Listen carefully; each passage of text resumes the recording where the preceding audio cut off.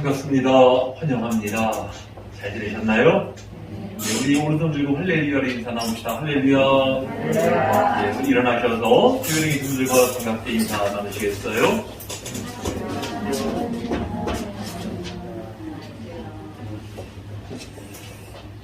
네, 우리 함께 묵도하심으로 2월 넷째 주일 예배를 시작합니다.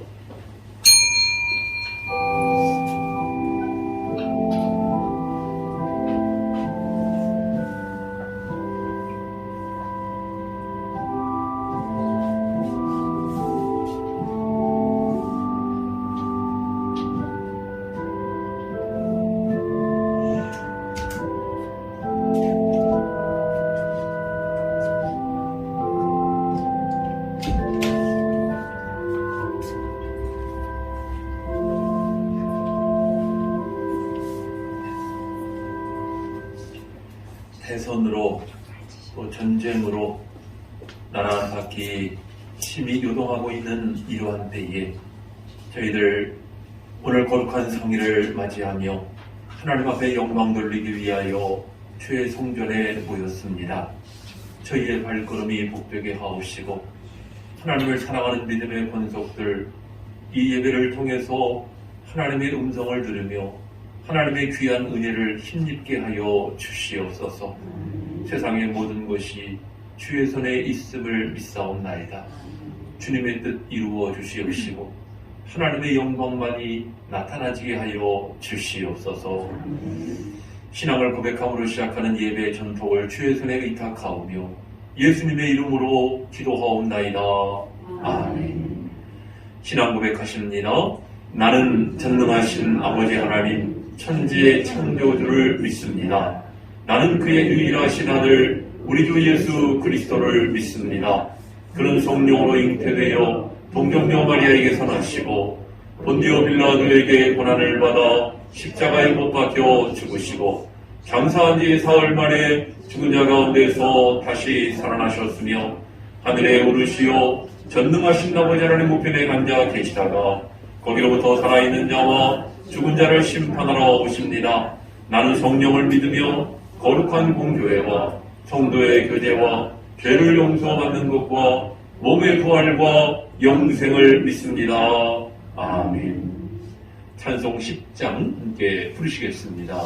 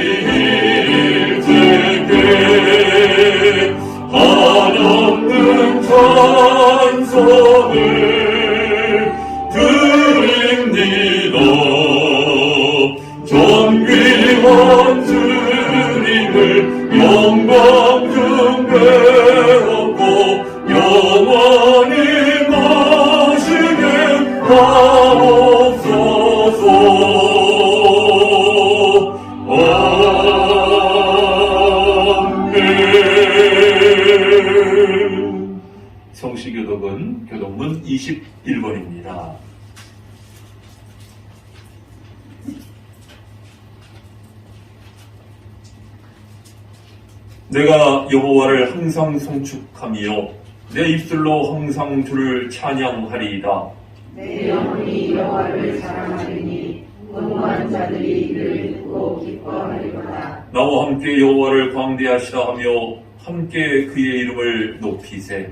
내가 여호와께 간구하매 내게 응답하시고 내 모든 두려움에서 나를 건지셨도다. 이 곤고한 자가 부르짖음에 여호와께서 들으시고 그의 모든 환난에서 구원하셨도다. 여호와의 천사가 주를 경외하는 자를 둘러주시고 그들을 건지시는도다. 너희는 여호와의 선하심을 맛보아 알지어다. 그에게 피하는 자는 복이 있도다. 너희 성도들아 여호와를 경외하라. 그를 경외하는 자에게는 부족함이 없도다. 젊은 사자는 궁핍하여 들을지라도 여호와를 찾는 자는 모든 좋은 것에 부족함이 없으리로다. 아멘. 한 주간의 삶을 돌아보면서 참회의 기도 드리시겠습니다. 사랑의 주님, 저희들 이 시간 기도합니다. 하나님 지나온 한 주간의 삶을 돌이켜볼 때에 부족하고 연약하고 힘을 많았음을 고백합니다. 우리의 마음으로 생각으로 행실로 하나님 앞에 온전하지 못할 때가 많이 있었으며 하나님 보시기에 합당하게 충성되게 살아드리지 못한 것도 있습니다. 무엇보다 주님과 생각마다 교제하며 살아드리지 못한 것도 기억하여 주시옵시고 저희들 이 시간 이 예배를 통해서 하나님과의 관계가 회복되며 우리의 심령이 새로워지며 하나님의 귀하고 크고 놀라운 은혜를 체험하고 날마다 그 은혜를 감정하는 저희의 삶이 되어지기를 원합니다. 주님 이 시간을 통해 영광 받아 주시옵시고 사모하는 심령을 만들게 하시며 하나님의 구원의 크신 정을 나타내 주시옵소서. 오직 말씀과 성령의 역사만이 충만하기를 원하옵나이다. 하나님이여 주의 인자하심이 어찌 그리 보배로우신지요. 사람들이 주의 날개 그늘 아래 피하나이다. 아멘. 자리에 앉으시겠습니다. 70장 찬양하시고 김주환 집사님 기도 인도하시겠습니다.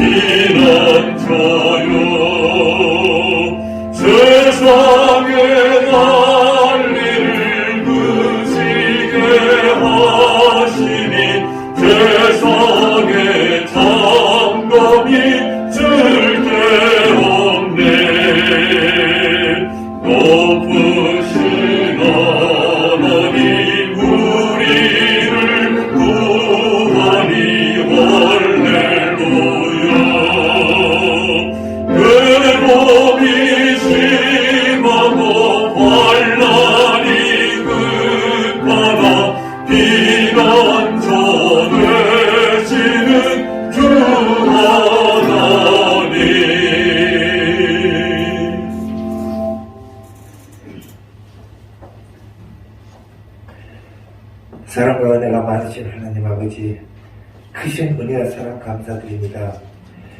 오늘도 저희들 사랑하여 주셔서 주일 예배를 드릴 수 있도록 하나님 전으로 인도하여 주시니 감사합니다. 이 시간 드리는 찬양과 경배가 하나님 아버지께 상달되어 기뻐 받아 주시기를 간절히 원합니다. 하나님 아버지, 먼저 회개의 기도를 드립니다. 저희들 예수님의 보혈의 공로에 힘입어 죄 씻음 받고 의롭다함을 얻어 천국 하나님 나라에 들어가기를 원하오니 저희들 불쌍히 여겨주시고 말씀에 순종하지 못한 죄, 말씀을 전파하지 못한 죄, 먹을 것, 입을 것을 위하여 세상과 연합하여 여러 가지 모양으로 지은 죄 용서하여 주시옵소서. 성령님 우리 마음속에 임재하시어 거듭되는 죄 범하지 않게 도와주시고 하나님 아버지의 말씀에 순종하며 말씀대로 행하는 믿음 되게 도와주시옵소서. 사랑하여 주시는 우리 새로운 교회를 위하여 기도드리오니 하나님 아버지의 말씀이 살아 역사하시는 교회로 죽어가는 심령을 구원하는 구원의 방주가 되도록 도와주시옵소서. 하나님 아버지께서 크게 사용하시는 교회로 성장하기를 원합니다. 먼저 우리 성도들의 믿음이 성장하도록 도와주시고 또한 빈자리가 없도록 채워주시고 차고 넘치도록 성장시켜 주시옵소서. 단위에서 오신 사자 목사님 영육간에 강건함을 주시옵고 우리 어린 양들이 하나님의 말씀을 잘 듣고 깨달을 수 있도록 인도하시는 목자로 세워주시옵소서. 내조하시는 사모님 피곤치 않도록 붙잡아 주시옵고 자녀들에게도 지혜와 재능을 더하여 주시옵소서. 세워주신 각 기관이 활성화되도록 기관장과 임원들에게 지혜와 능력을 주셔서 맡은 바 직분을 잘 감당하게 하여 주시옵소서. 속해 있는 모든 권속들 항상 하나님 아버지의 말씀을 상고하며 올바른 언행을 하고 믿음이 성장하는 신자가 되게 도와주시고 각 가정 위에 사업장 위에 직장 위에 학업 위에 함께하여 주셔서 가정 위에 평온하며 사업이 번창하고 직장에서는 머리가 되고 학업에서도 우수한 성적을 내게 하여 주시옵소서. 질병으로 고통받는 형제자매들 눈물의 기도와 저희가 드리는 중보기도를 들어주셔서 병고침 받는 놀라운 역사가 있기를 원합니다. 봉사하는 손길들 기쁜 마음으로 감당하게 하여 주시옵소서. 금년 한 해 또한 성독, 성경 일독 성공할 수 있도록 인도하여 주시옵소서. 이 나라와 민족 위에도 함께해 주셔서 전쟁이 없는 평화스러운 나라가 되게 하여 주시고 남과 북이 주님 안에서 그리스도 국가로 평화 통일되기를 원합니다. 러시아의 우크라이나 침공이 온 세계에 큰 파동을 일으키고 있습니다. 벌써 원유 가격이 폭등하며 주가가 하락하는 등 많은 영향이 있습니다. 이 불똥이 우리나라에 크게 미치지 않도록 하여 주시옵소서. 러시아가 다시 물러나게 하시고 온 세계가 다시 안정되기를 원합니다. 사랑하는 하나님 아버지, 대통령 선거를 앞두고 있습니다.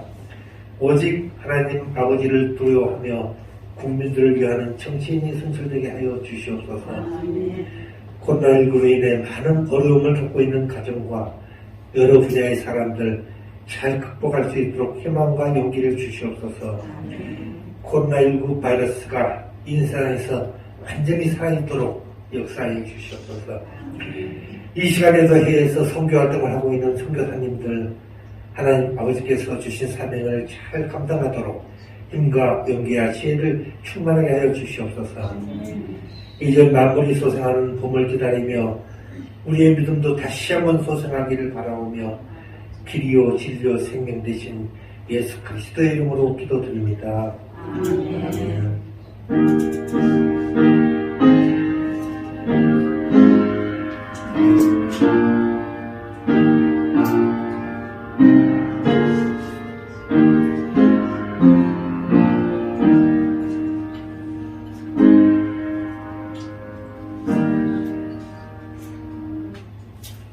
이 시간 우리에게 주시는 하나님의 말씀 누가복음 21장입니다.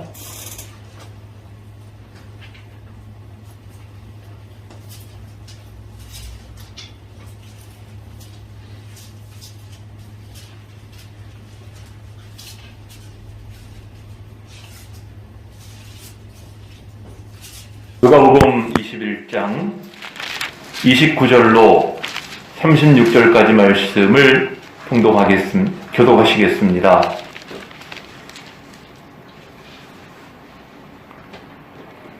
이에 비유로 이르시되 무화과나무와 모든 나무를 보라. 사랑하는 들어가고 그에게 가까운 줄을 찾으려 하나니 이와 같이 너희가 이런 일이 일어나는 것을 보거든 하나님의 나라가 가까이 온 줄을 알라.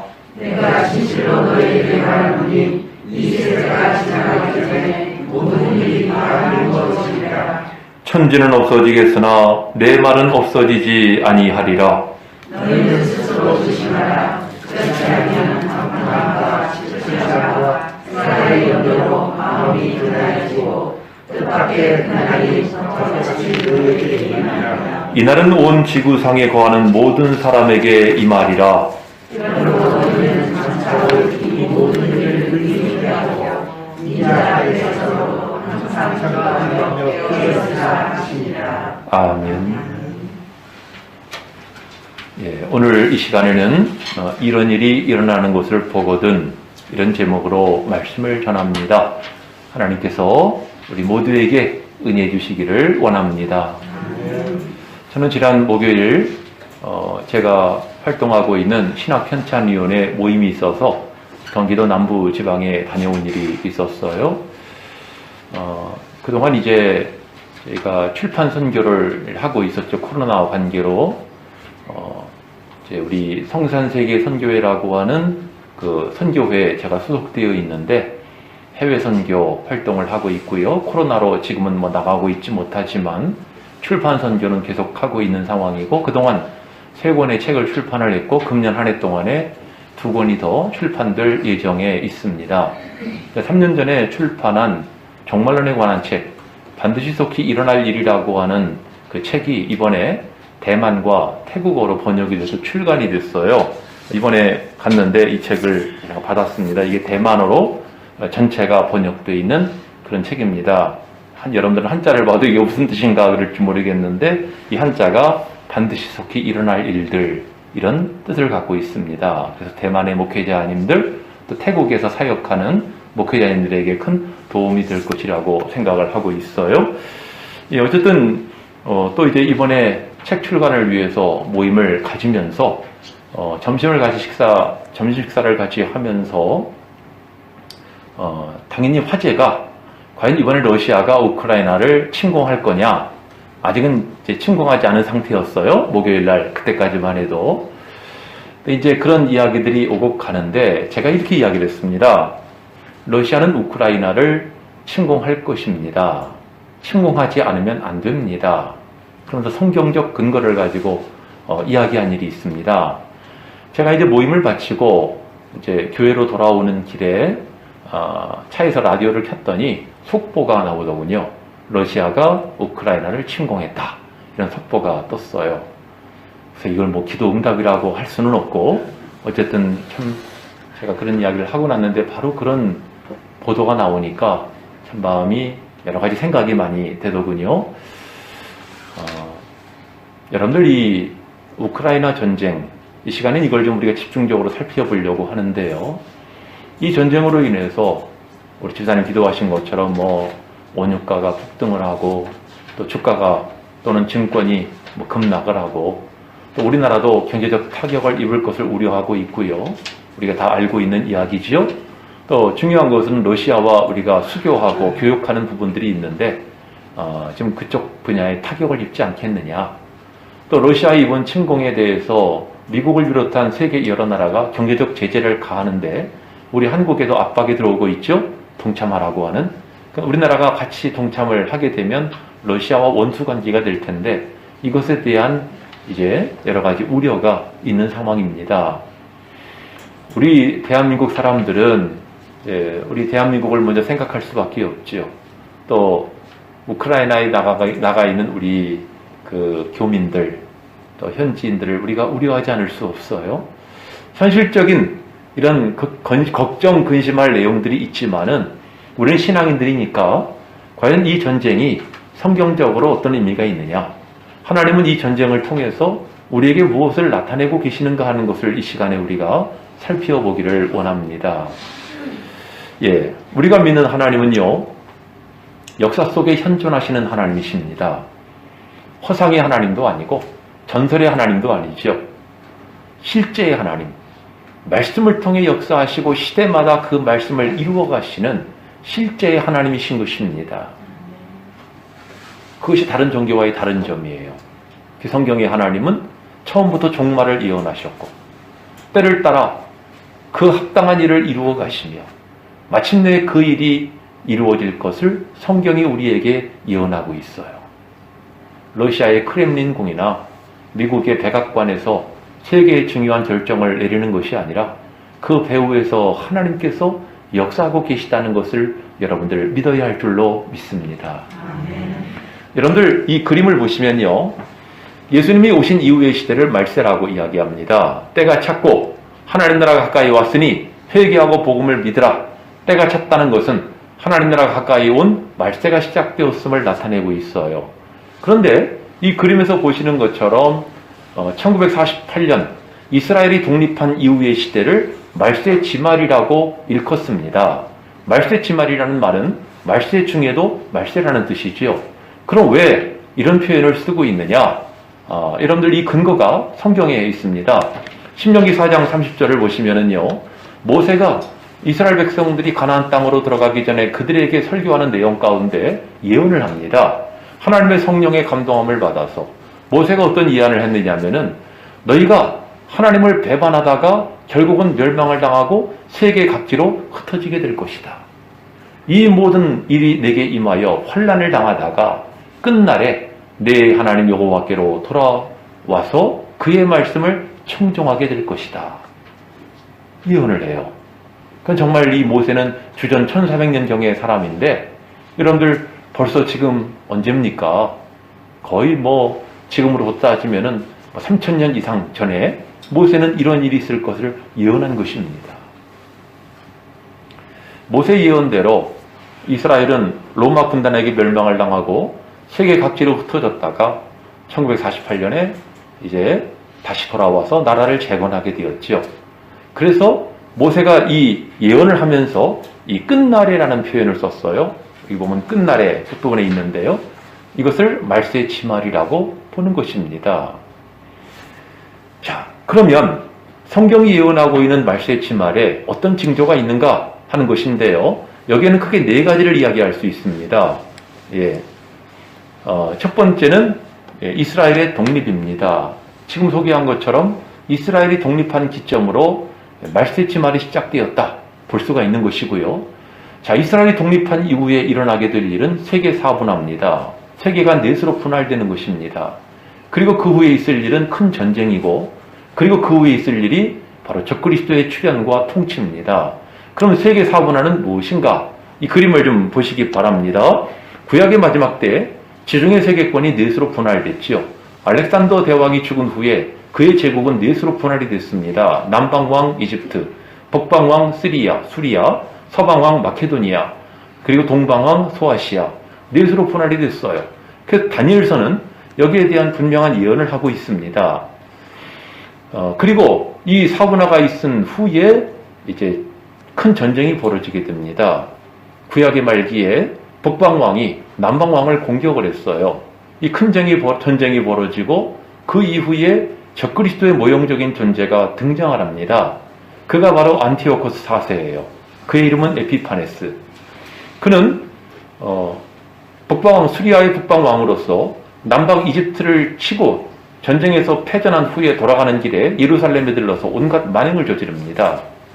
예루살렘에 돼지피를 뿌리고 제사장들의 수염을 잘라버리고 돼지피를 뿌리고 자기의 제우스 신상을 세우고 많은 사람으로 거기에 경배하게 하는 적그리스도적 만행을 저지른 것입니다. 이런 일이 있은 후에 예수님이 초림하셨어요.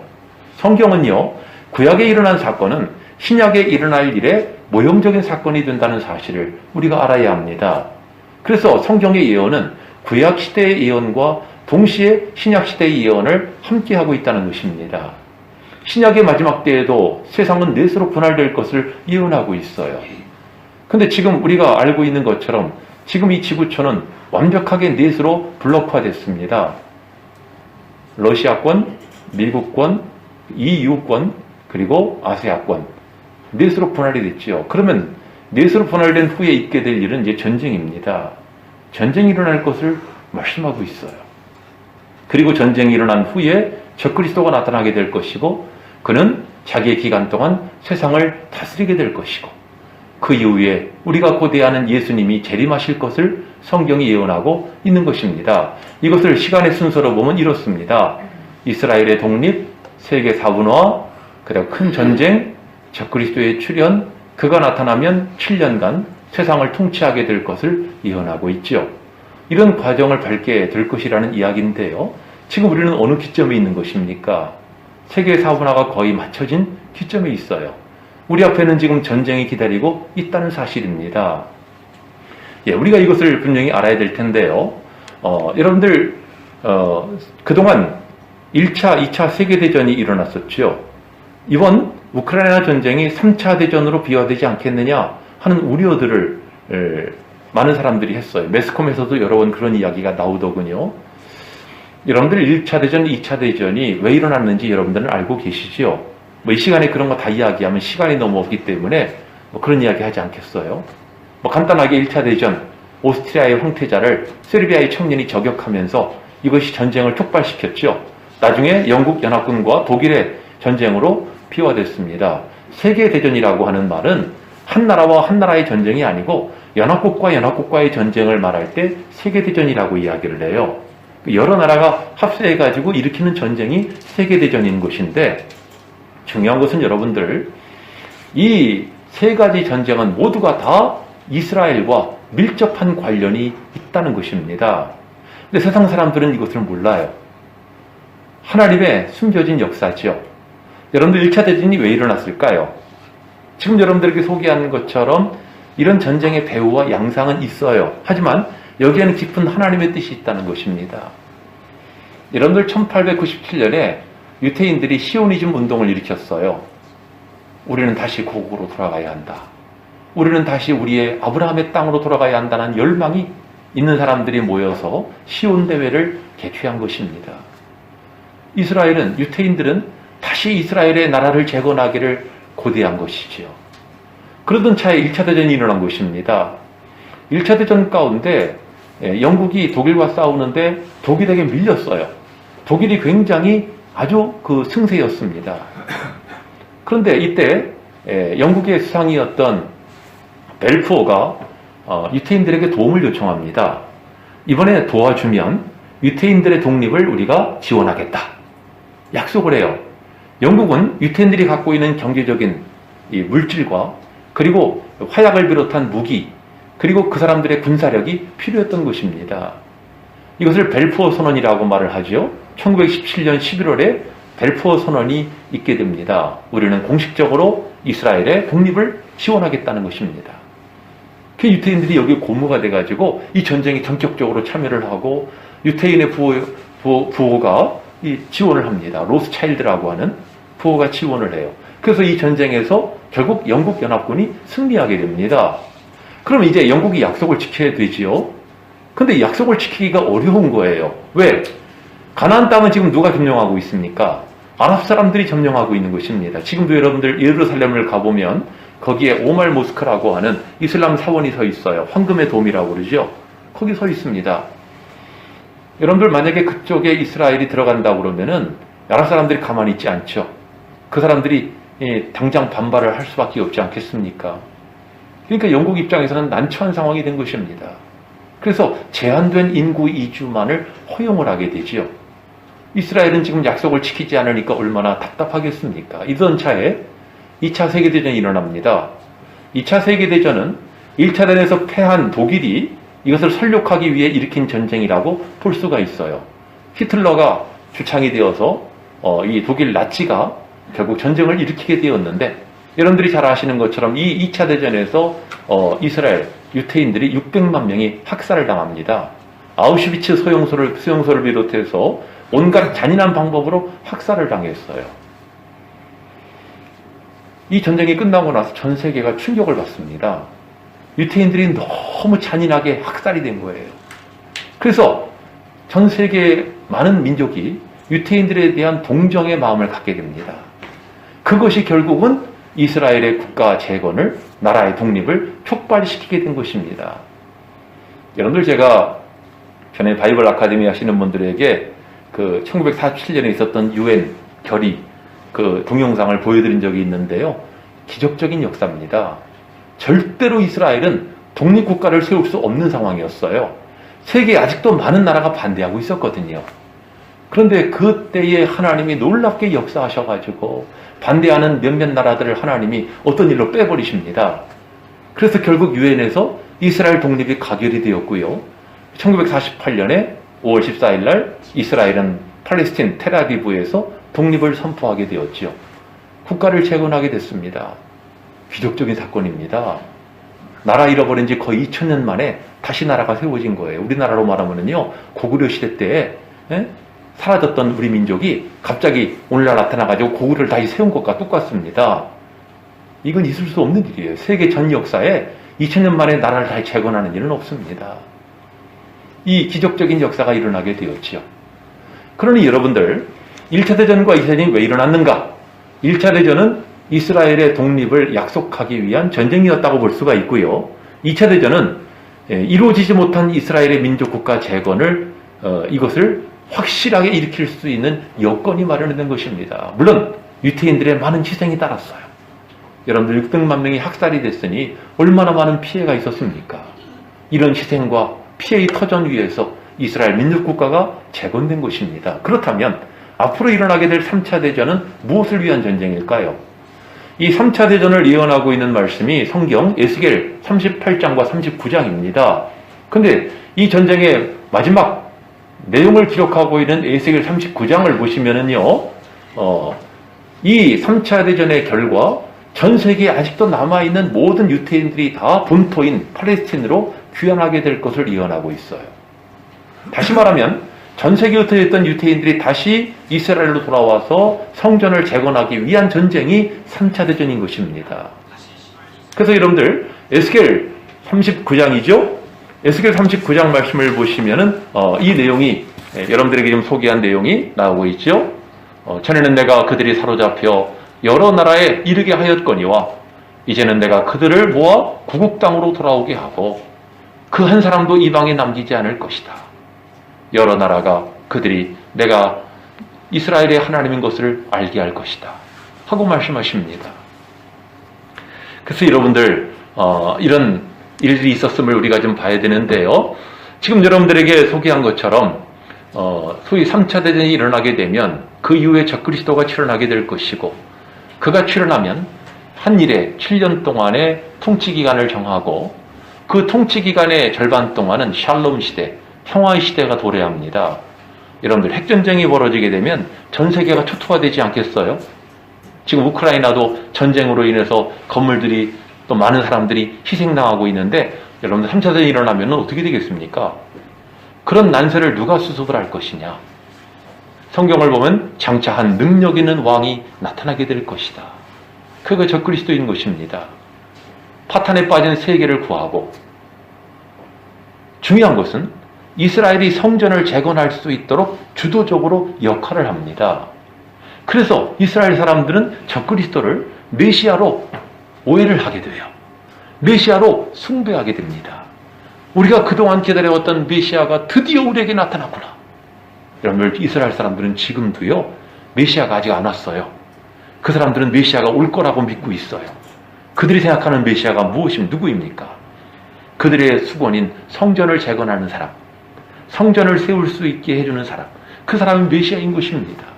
근데 적그리스도가 그 일을 행하니 적그리스도를 메시아로 추앙하게 되는 것입니다.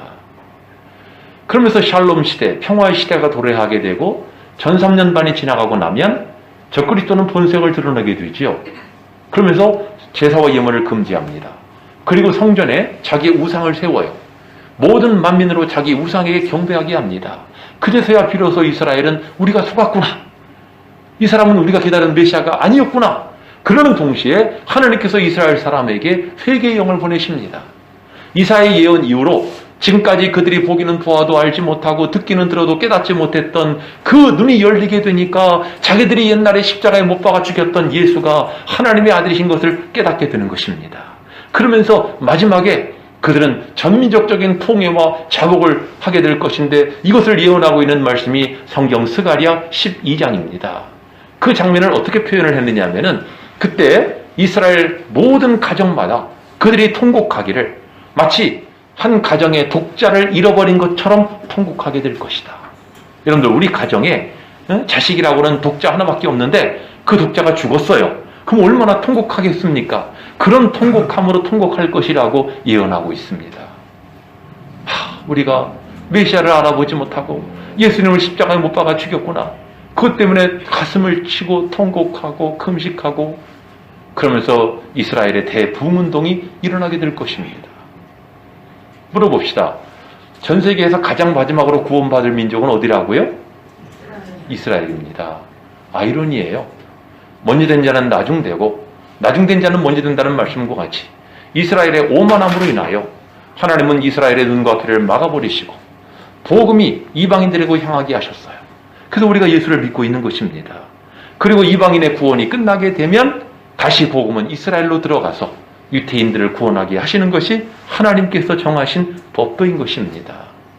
동시에 그러면서 이방인에 대한 구원의 문은 닫혀지게 될 것을 말씀하고 있는 것입니다. 구원의 문이라고 늘 열려있는 것이 아닙니다. 자, 여러분들 지금 이 내용을요, 예수님께서 요한복음 5장에서 예언하신 일이 있어요. 요한복음 5장 43절을 보시면 나는 내 아버지의 이름으로 왔음에 너희가 영접지 아니하나 만일 다른 사람이 자기 이름으로 오면 영접할 것이다. 적그리스도가 나타나면 그를 영접하게 될 것을 예언하신 예수님의 말씀이에요. 자, 그러면 이제 성경이 말씀하고 있는 3차 대전은 무엇인가 하는 것을 우리가 좀 살펴보려고 하는데, 이 그림을 보시면 오래된 그림인데요, 러시아의 배고픈 북극곰이, 여러분들 푸틴은요 지금은 소련이 사라졌지만 소련의 사상으로 가득 찬 사람입니다. 공산주의 사상으로 가득한 사람이 푸틴이에요. 지금은 러시아가 됐지만 여러분들, 이 배고픈 북극곰 러시아가 이스라엘을 집어삼키기 위해서 엉금엉금 기어오는 그림입니다. 이것이 3차 대전이라는 것이죠. 왜 3차 대전을 성경이 예언하고 있는 전쟁이라고 보느냐 하면은 이스라엘이 독립하고 난 후에, 그리고 이스라엘과 관련된 이스라엘에게 위협을 가하는 전쟁이기 때문에 이 3차 대전은 성경이 예언하고 있는 전쟁인 것입니다. 자, 그러면 이것을 예언하고 있는 에스겔 38장과 38장을 1절로 8절이죠? 8절까지를 잠깐 교독을 하도록 하겠습니다. 성경 찾을 시간이 없으시니까 제가 화면을 보여드립니다. 제가 먼저 1절 읽습니다. 여호와의 말씀이 내게 임하여 이르시되 인자는 마법당에 있는 소수와 세상과 모양 곧 고기로 얼굴을 하고 그에게 예언하여 이르기를 주 여호와께서 이같이 말씀하시기를 로스와 메섹과 두발 왕 고가 내가 너를 대적하여 너를 돌려 갈고리로 내 아가리를 꿰고 너와 발과 기마병 곧내온 무대에 끌어낼 때 안전한 갑옷을 입고 큰 방패와 작은 방패를 가지며 칼을 잡은 큰 무리와 그들과 함께한 방패와 투구를 갖춘 바사와 구스와 붓과 공회와 그 모든 때와 족적 끝에 도갈마 속과 그 모든 때 곧 많은 백성의 무리를 너와 함께 끌어내리라. 너는 스스로 예비하되 너와 내게 모인 무리들이 다 스스로 예비하고 너는 그들의 우두머리가 될지어다. 여러 날 후 메달리의 대장을 하고 그땅곧 오래 함께하였던 이스라엘 사이에 이르니 그 땅 백성은 하나님께서 나서 여러 나라에서 모여오며 이방인과 다 평안히 거절하는 것입니다. 물어봅시다. 이 3차 대전은 누가 일으키는 전쟁입니까? 하나님이 일으키는 전쟁입니다. 하나님이 네 갈고리를 꿰고 너를 끌어낼 것이라고 말씀하고 있어요. 여러분들 지금 여기를 보면요, 8절에 나오죠. 일어날 곧 말년이라고 되어 있습니다. 말세지 말. 말년에 그 땅 곧 오래 황폐하였던 이스라엘 산에 이를 것이다. 오래 황폐하였던 이스라엘, 쫓겨갔던 이스라엘 사람들이 다시 돌아왔지 않습니까? 이제는 평안이 거하고 있는데 그들을 공격하기 위해 온다는 것입니다. 근데 지금 여러분들에게 보여드린 이 내용 가운데 3절을 보시면은 이 전쟁의 주도자가 곡이에요. 곡은 곧 러시아를 가리킵니다. 지금 여러 가지 설명하고 자료 여러분들에게 보여드릴 시간이 없으니까 핵심만 이야기하는 것입니다. 근데 여기서는 그걸 뭐라고 표현했냐면은 3절에 보면 로스와 메섹과 두발 왕이라고 되어 있죠. 로스를 아십니까? 여러분들 신문 자료를 보시면 알 수가 있는데요. 러시아의 옛 이름이 루시예요. 루시라고 하고 로스로도 불립니다. 또 메섹이라고 하는 것은 지방의 이름인데요. 이 말은 메세크 또는 모스코라는 이름을 갖고 있어요. 그래서 러시아의 수도가 모스코바입니다. 모스코바를 의미하는 메섹. 그리고 두발은 티베리니 족속을 말하는데 크림반도가 있는 크케현 안에 있는 종족을 가리킵니다. 다시 말하면 러시아를 이루고 있는 주 종족을 뜻하는 것이죠. 로스와 메섹과 두발왕 곡이라고 말씀하고 있고요. 그 다음에 이들이 혼자 쳐들어오는 것이 아니라 누구랑 같이 온다는 것입니까? 여기 보면 5절에 나오죠. 그들과 함께한 방패와 투구를 갖춘 바사, 구스, 붓, 고멜, 그 모든 때 북쪽 끝에 도갈마 족속이라고 하는 이런 다른 나라들이 등장을 하고 있어요. 이것을 여러분들에게 이제 그림으로 보여드립니다. 에스겔 38장을 보여드리면 곡은 로스와 메섹과 두발 왕이라고 되어 있고 이들의 연합국은 바로 바사, 구스, 붓, 고멜, 도갈마라고 나와 있는데요. 바사는 지금의 이란을 말하고요. 구스는 에티오피아를 말하고 붓은 리비아를 말합니다. 70인역 성경은 아예 리비아라고 번역을 했어요. 리비아는 여러분들 철저히 러시아 편입니다. 알고 계시겠지만. 그리고 고멜은 저만, 독일을 가리키는 것이죠. 고멜이라는 말은 저만, 게르만, 이 독일을 말하고요. 그다음에 도갈마는 터키족을 말합니다. 그러니까 이란과 이디오피아와 리비아와 독일과 터키가 누구의 동맹국이 된다는 것입니까? 러시아의 동맹국이 되어서 지금 여러분들이 읽으신 것처럼 오래 황무했던 산, 평안히 거하고 있는 이스라엘을 쳐들어오게 되는 것이 바로 3차 대전인 것입니다. 이것은 핵전쟁입니다. 여러분들 에스겔은요, 주전 580년경의 선지자입니다. 엄청나게 오래전 사람이에요. 근데 그 사람이 이 예언을 하고 있는데 성령의 감동으로 이 예언이 왜 지금의 시대에 해당되는 것이냐면요, 여기 있는 것처럼 말년, 끝날이라고 말하고 있죠. 이스라엘이 평안할 때 쳐들어온다는 것이고, 여기 있는 나라들은 이스라엘이 독립했을 때 존재하는 나라들입니다. 여러분들 이스라엘이 나라도 없는데 무슨 이런 나라들이 무슨 의미가 있겠어요. 그 독립한 이스라엘, 독립한 이후에 있게 되는, 즉 이스라엘을 치기 위한 그런 나라들에 대한 말씀인 것입니다. 한 가지 예를 들어볼게요. 여러분들 에스겔서를 보면은 37장은 골짜기의 마른 뼈 환상 아닙니까? 죽은 지 오래돼가지고 말라버린 그 뼈다구들이 모여 있는데 하나님은 그 뼈들을 다시 살게 하셔서 군대를 만드시지요. 내가 너희 무덤을 열고 거기서 나오게 할 것이다. 이것은 명백하게 이스라엘의 독립을 예언하고 있는 말씀입니다. 2000년간 나라 없는 백성이 되어서 마치 골짜기의 마른 뼈와 같이 소망 없던 이스라엘이 하나님의 능력으로 다시 국가를 재건하게 된 사건을 말하는 것입니다. 그리고 바로 이어져 나오는 것이 지금 여러분들에게 소개한 38장과 39장이에요. 큰 전쟁입니다. 이스라엘을 치기 위한 연합국의 전쟁입니다. 이런 전쟁이 있은 후에 40장으로부터 바로 성전에 대한 말씀이 나오죠. 자, 여러분들에게 지금 이 말씀을 전해드리면서요, 결국 지도를 놓고 보면은 바로 이렇게 이스라엘을 중심하고 있는 러시아와 독일과 터키와 리비아와 그리고 이란, 이 여러 나라가 합동하여서 사방팔방에서 이스라엘을 치기 위해 몰려드는 것이 바로 이제 이 3차 대전이 될 것이라고 하는 성경 예언의 말씀인 것입니다. 여러분들, 지금 여러분들에게 지금 소개해드렸는데, 지금 러시아가요, 이게 지금 2017년 3월 15일자 경향신문 기사를 여러분들에게 캡처해서 올려드린 것인데요. 여기 보면은 중동 이어서 북아프리카, 냉전시대 2강을 꿈꾸는 러시아. 지금 이 우크라이나 전쟁을 계기로 해서 다시 냉전시대로 돌아가는 것이 아니겠느냐, 사람들이 말하고 있지 않습니까? 지금 여러분들 러시아는요, 자기의 위성 국가와 같이 이런 여러 유럽이나 아프리카 지역이나 이런 데 있는 나라들을 동맹국으로 만들고 또 자기의 위성 국가처럼 만들고 있어요. 그러면서 지금 러시아의 야심은 무엇입니까?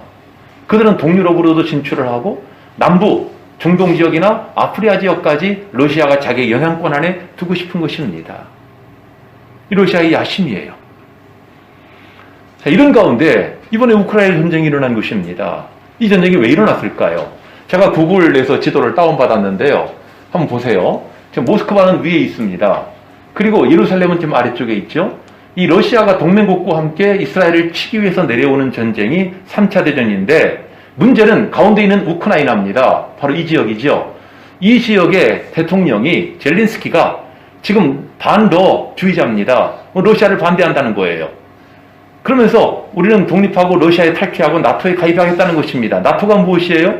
나토는 미국과 유럽 간에 맺어진 동맹 조약입니다. 그런데 만약에 우크라이나가 나토에 가입을 하게 되면은 러시아는 자기 턱 밑에다가 서방 국가를 두는 것입니다. 러시아로서는 용납할 수 없어요. 러시아는 지금 소개한 것처럼 밑에 이 아래쪽에 있는 동유럽 국가나 이 중동이나 이 아프리카까지 진출을 해야 되는데 그 교두보가 바로 우크라이나입니다. 우크라이나를 만약에 서방에게 빼앗기게 되면은 러시아는 견딜 수 없는 것입니다. 갇히는 꼴이 되어버리고 마는 것입니다. 그러니 아무리 경제적 제재를 가하고 뭘 한다고 해도 러시아는 우크라이나를 쳐들어갈 수밖에 없는 상황이에요. 왜? 러시아는 이 우크라이나가 중요해요. 이 사람들은 러시아를 합병할 것 같지는 않습니다. 다만 이 반러주의자들을 다 몰아내버리고 친러주의, 다시 말하면 자기의 괴뢰 정부를 수립하고 싶은 것입니다. 러시아에 적극적으로 협조하는. 게다가 여러분들이 아시는 것처럼 이 우크라이나 안에 있는 크림반도, 흑해연 안에 있는 크림반도를 2014년에 러시아가 합병을 했어요. 만약에 우크라이나가 나토에 가입을 하게 되면은 이 크림반도도 위험해집니다. 그러니 러시아로서는 지금 가만히 있을 수가 없는 상황인 것입니다. 그럼 여러분들, 지금 이 우크라이나 전쟁은 어떤 성격을 갖고 있는 것입니까? 성경 예언으로 봤을 때 앞으로 러시아가 동맹국과 함께 이스라엘을 쳐야 되는데, 내려와야 되는데 바로 이 일을 위한 전초전과 같은 역할을 하고 있는 것입니다. 당장 그렇다고 3차 대전이 코앞에 일어난다 이렇게 말할 수는 없겠지만 여러분들, 이것은 성경 예언을 이루기 위한 아주 중요한 전쟁인 것을 우리가 알아야 한다는 것이지요. 그래서 여러분들, 당장 우리나라가 어떤 피해를 입느냐 그것도 중요하지만은 우리 신앙인으로서 하나님께서는 이 우크라이나 전쟁을 통해서 우리에게 무엇을 말씀하시는가, 앞으로 세상은 어떻게 이루어질 것인가, 이것을 여러분들이 예의주시해야 될 필요가 있는 것입니다. 지금이 어떤 때입니까? 지금은 자다가 깰 때지요. 로마서 13장을 보면 자다가 깰 때가 벌써 되었으니 이는 이제 너희 구원이 처음 믿을 때보다 가까웠음이라고 말씀을 했어요. 지금이 어떤 때입니까?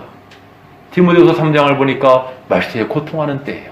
사람마다 자기를 사랑하고 돈을 사랑하고 그리고 부모를 거역하고 자긍하고 교만하고 선한 것을 좋아하지 않고 경건의 모양은 있지만 경건의 능력은 부인하는 이런 시대를 우리가 살고 있지 않습니까? 악하고 패역한 시대라고 말씀하고 있어요. 사도 베드로가 베드로전서 5장에서 무엇이라고 말씀합니까? 근신하라 깨어라. 너희 대적마귀가 우는 사자와 같이 두루다니며 삼킬 자를 찾나니 너희는 믿음을 굳건하게 하여 그를 대적하라고 말씀하고 있지 않습니까? 오늘 본문에서도요, 여러분들 종말의 때에 술 취함과 방탕함과 생활의 염려로 마음이 둔하여지게 될 것이다. 뜻밖의 그날이 덧공같이 너희에게 임하게 될 것이라고 말씀하고 있어요.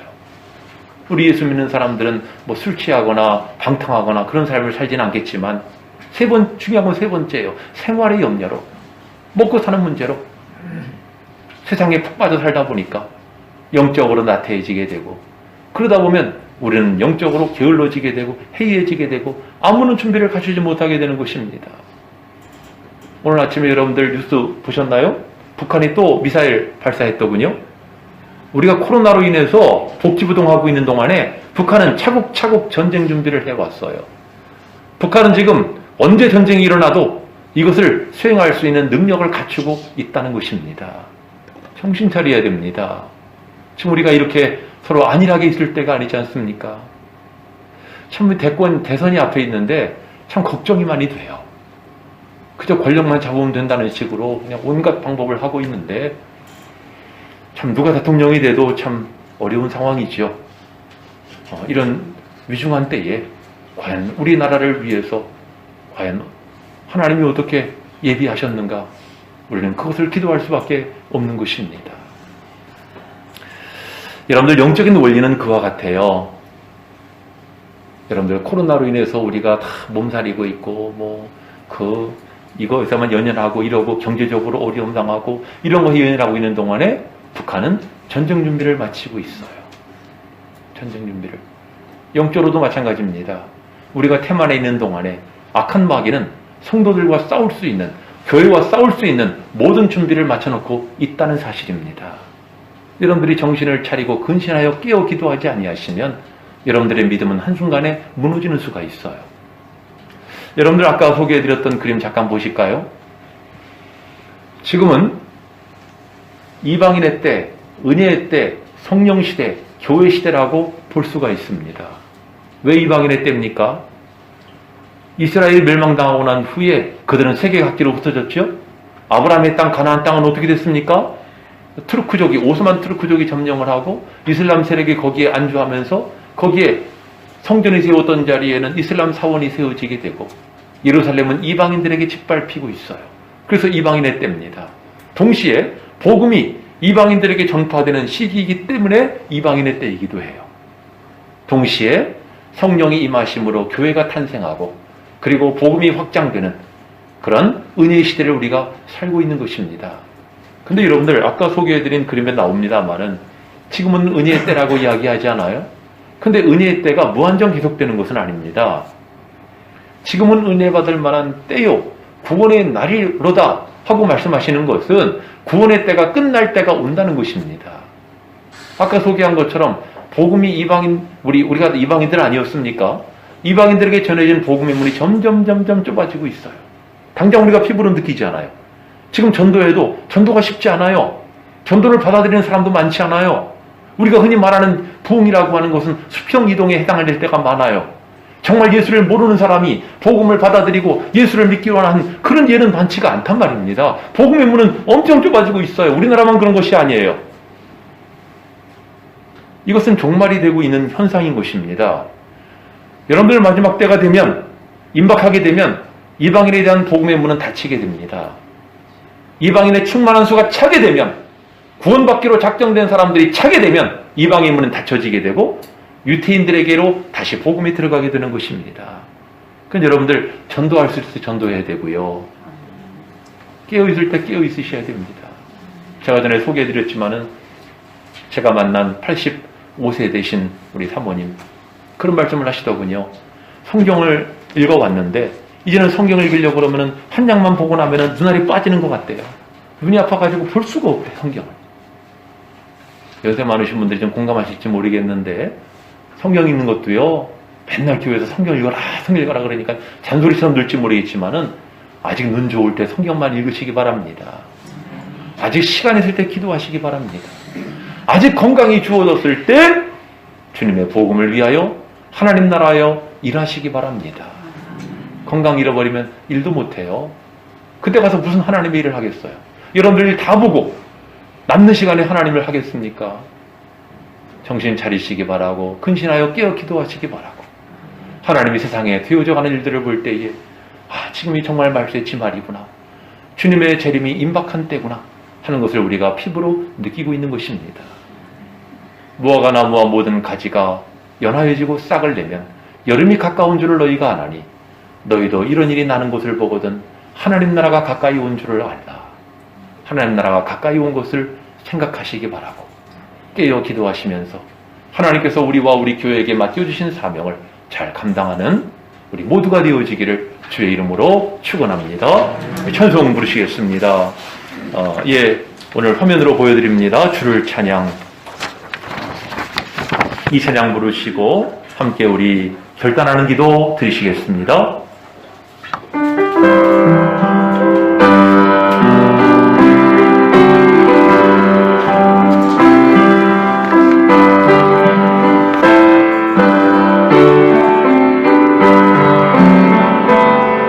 세상의 유혹 시험이 내게 몰려올 때에 나의 힘으로 그것들 모두 이길 수 없네. 거대한 폭풍 가운데 위축된 나의 영혼 어찌할 바를 몰라 헤매이고 있을 때 주를 찬양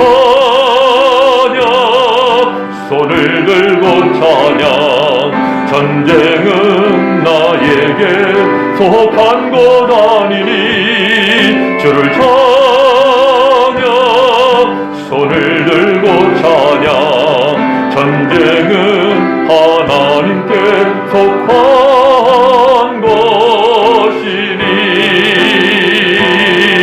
거짓과 속임수로 가득 찬 세상에서 어디로 갈지 몰라 머뭇거리고 있네. 공중의 권세 잡은 자 지금도 우리들을 실패와 절망으로 넘어뜨리려 하네. 주를 찬양. 손을 들고 찬양. 전쟁은 나에게 속한 것 아니니 주를 찬양. 손을 들고 찬양. 전쟁은 하나님께 속한 것이니 주위를 둘러보면 아무도 없는 듯 믿음의 눈을 들면 보이는 분 계시네. 지금도 내 안에서 역사하고 계시는 사망과 어둠의 권세 물리치신 예수님. 주를 찬양. 손을 들고 찬양. 전쟁은 나에게 속한 것 아니니 주를 찬양. 손을 들고 찬양. 전쟁은 하나님께 속한 것이니. 이 시간 우리 함께 기도하실 것인데 우리는 때를 따라 양식을 먹는 자가 되어야 할 것입니다. 하나님, 이 모든 일들을 통하여 하나님의 뜻을 이루어 주시옵소서. 하나님의 거룩한 역사만이 나타나기를 원합니다. 우리 결단하는 마음으로 이 시간 합심하여 통성으로 기도하시겠습니다. 사랑하시는 우리 아버지 하나님, 이 시간 저희들 기도합니다.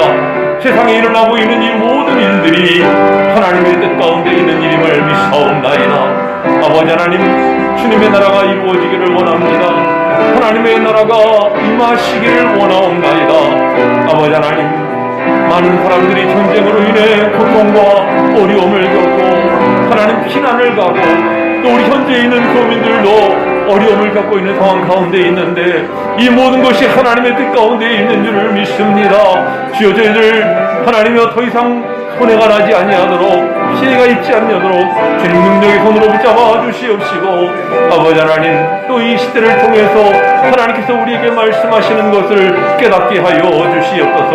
하나님의 말씀 안에 굳건하게 서게 하옵시고 하나님의 기뻐하시는 삶을 바로 살아드릴 수 있도록 저희들을 권고하여 주시기를 원하옵나이다. 주여, 말씀하여 주시옵시고 저희 가운데 임재하여 주시고 성령의 권능으로 저희들을 이끌어 주시옵소서. 주님 함께하여 주시옵시고 하나님 저희들의 심령을 능하게 하여 주시기를 원하옵나이다.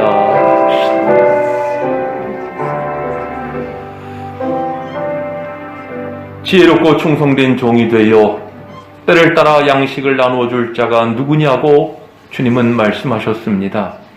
지금 우리가 살고 있는 때가 어떠한 때인지를 바로 알게 하옵시고 우리가 무엇을 해야 할 것인지를 바로 알아 하나님 근신하고 깨어 기도하는 저희들 되게 하여 주시옵소서.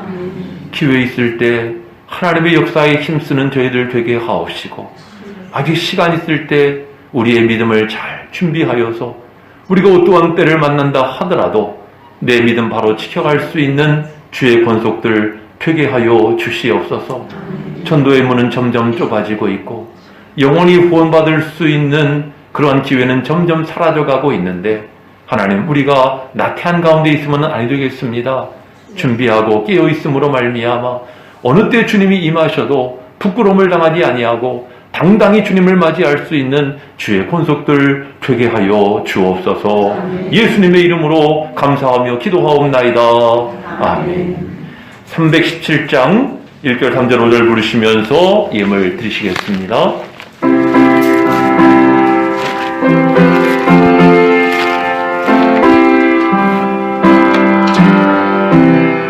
내 주 예수 주신 은혜 한없건 만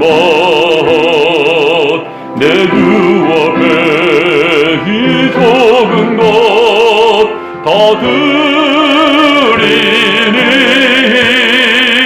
주 예수여 내 정성을 받으소서.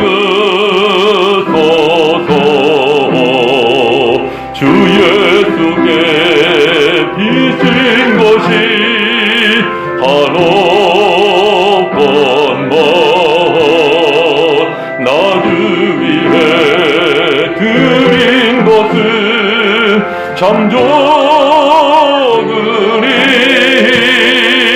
주 예수여 너그럽게 보옵소서. 주 날 위해 그 귀하신 몸 버리사 이 내 몸을 피값으로 사셨으니 내 생명도 주 예수께 바칩니다.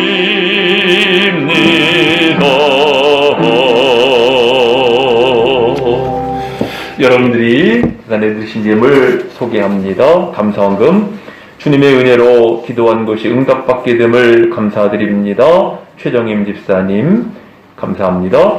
동행하여 주시는 주님 감사하고 감사합니다. 주님의 때를 기다리며 믿음으로 기도하게 하여 주심에 감사 찬양 드립니다.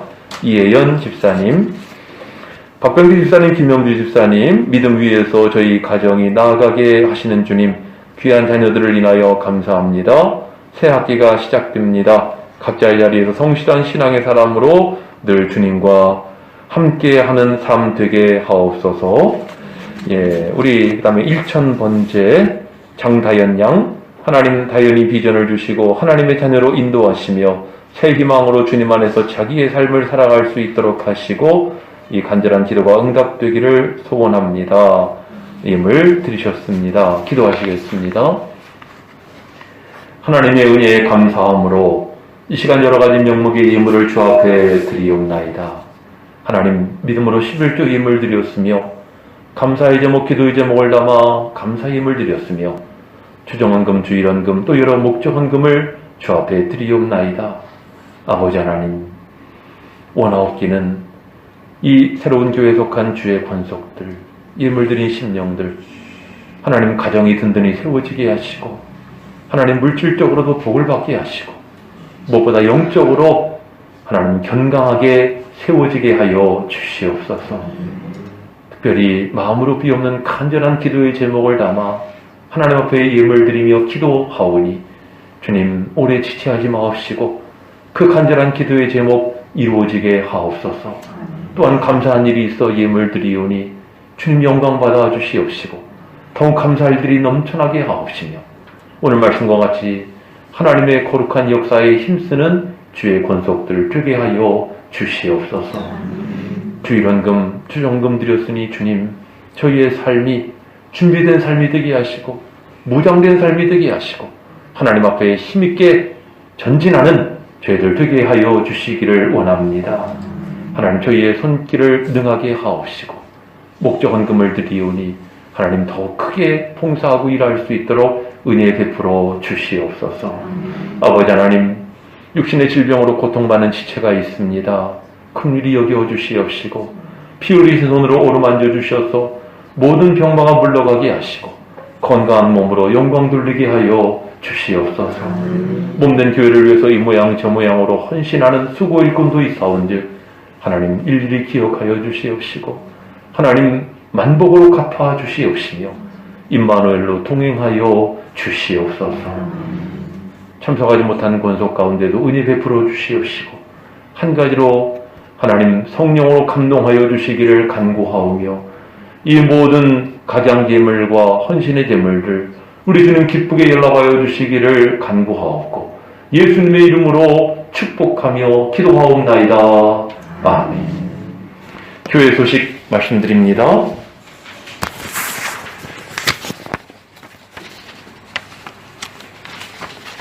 이번 주 수요일 3월 2일이 제수요일입니다. 그리고 사순절이 시작되는 기점이죠. 사순절은 부활절 이전 8주간을 가리켜서 사순절이라고 하는데 40일이죠. 이 기간 동안은 주님의 부활을 대망하면서 주님 받으신 십자가 고난을 깊이 묵상하는 절기입니다. 우리가 주님과 함께 한다는 마음을 가지고 이 사순절 기간을 경건하게 보내시기를 바라고, 특별히 제수요일은 참회의 날인데 우리가 이 참회하면서 이 날을 또한 뜻깊게 보내실 수 있으면 좋겠습니다. 예배 후에 이예전도회 원례회가 있고요. 또 남선교회 3월 조찬 모임이 이번 주 토요일 날 7시에 있겠습니다.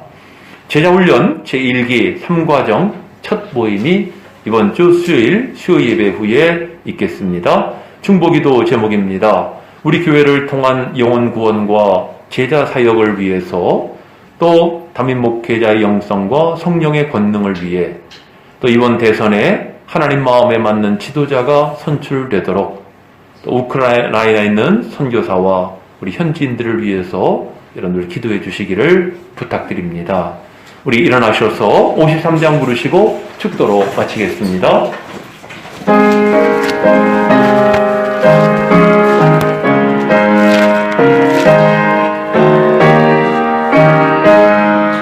성전을 떠나가기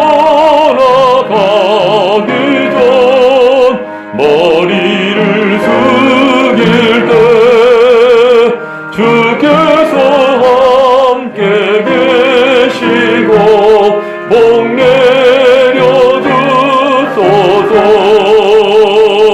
집으로 돌아가는 길 주동행하시고 내 모든 언행 심사를 다 지켜주소서.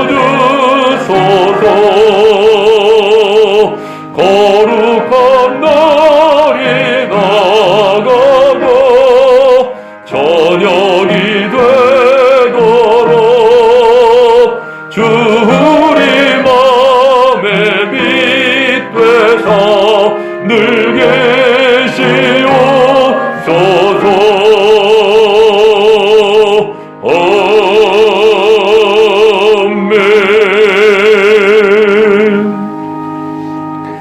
머리 들고 성전을 떠나기 전에 하나님의 성령이시여 각 사람 심령 가운데 임재하여 주옵소서. 지금은 우리 주 예수 그리스도의 십자가 구속의 크신 은혜와 우리 아버지 하나님의 무한하신 사랑과 성령님의 감화 감동 교통 충만하심이 세상에 일어날 일을 보면서 영적인 통찰력을 가지고 하나님 앞에 잘 준비되기를 소망하고 결단하는 이 자리에 함께한 모든 주의 권속들 가운데 영원히 함께 하옵시기를 간절히 축원하옵나이다. 아멘.